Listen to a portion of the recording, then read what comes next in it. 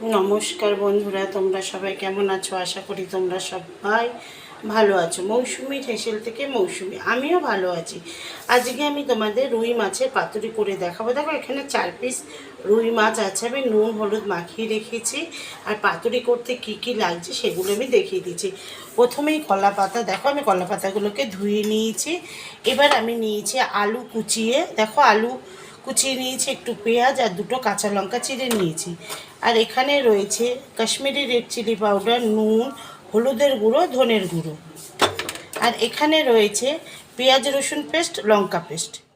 দেখো এই যে মাছগুলো, এবার আমি এই মাছগুলোর মধ্যে সব মশলাগুলো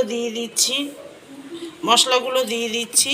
পেঁয়াজ রসুন পেস্ট, লঙ্কা পেস্ট দিয়ে দিচ্ছি আমি, ধনের গুঁড়ো, হলুদের গুঁড়ো, স্বাদ মতন নুন আর কাশ্মীরি রেড চিলি পাউডার। আর দিয়ে দিলাম পরিমাণ মতন তেল।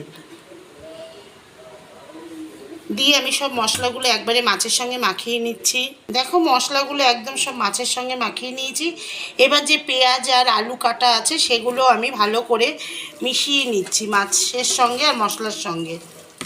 দেখো মাছটা ম্যারিনেট করে আমি ঢেকে রেখেছি, দেখো ম্যারিনেট করে রেখেছি। এবার দেখো কলা পাতাগুলো আমি গ্যাসে ছেঁকে নেব। গ্যাসটা আমি ধরিয়ে নিলাম।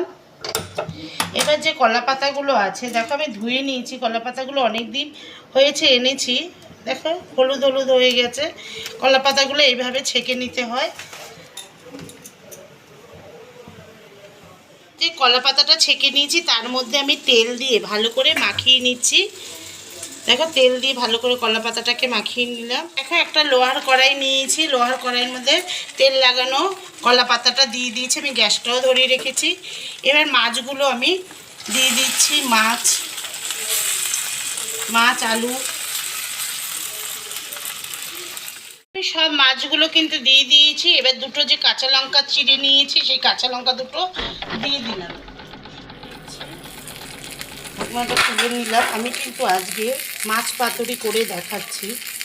আমার যে ইউটিউবে মৌসুমি হেসেল বলে চ্যানেলটা আছে সেখানে তোমরা লাইক করবে, কমেন্টস করবে, শেয়ার করবে, অবশ্যই সাবস্ক্রাইব করবে। আর ফেসবুক পেজ, সেখানে তোমরা লাইক করবে, কমেন্টস করবে, শেয়ার করবে, আর ফেসবুক পেজটাকে অবশ্যই ফলো করবে। দেখো পাতুরিটা কিন্তু অনেকটাই হয়ে এসছে, আমি একটু আলুও দিয়েছি পাতুরিতে।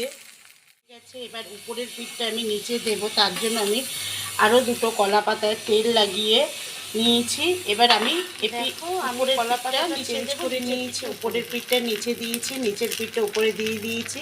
আমি তোমাদের দেখাতে পারলাম না, কারণ হচ্ছে আমি নিজেই ভিডিও করছি, নিজেই সব কিছু করছি বলে একা হচ্ছিল না বলে আমি দেখাতে পারলাম না। আমি তোমাদের বলে দিলাম।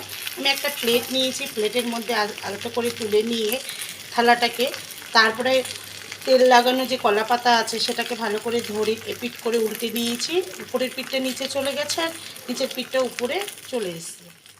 পাতুরিটা একদম রেডি হয়ে গেছে আমি যেভাবে করলাম। তোমরাও এইভাবে করো, করে কমেন্টস বক্সে কমেন্টস করবে, শেয়ার করবে, লাইক করবে, অবশ্যই সাবস্ক্রাইব করবে। ফেসবুক পেজ, সেখানে তোমরা লাইক করবে, কমেন্টস করবে, শেয়ার করবে, অবশ্যই ফেসবুক পেজটাকে তোমরা ফলো করবে। গ্যাসটা অফ করে দিলাম। পাতুরিটা কিন্তু কমপ্লিট হয়ে গেছে। আমি একটা ছোট কড়াইয়ের মধ্যে, লোহার কড়াইয়ের মধ্যে রুই মাছটা পাতুরি করে নিয়েছি, দেখেছো। আমার যে ইউটিউবে মৌসুমির হেসেল চ্যানেলটা আছে সেখানে তোমরা লাইক করবে, কমেন্টস করবে, শেয়ার করবে, অবশ্যই সাবস্ক্রাইব করবে। আর মৌসুমির হেসেল যে ফেসবুক পেজে সেখানে আছে, সেখানে তোমরা লাইক করবে, কমেন্টস করবে, শেয়ার করবে, অবশ্যই চ্যানেলটাকে ফলো করবে। আজকের মতন আসি, নমস্কার।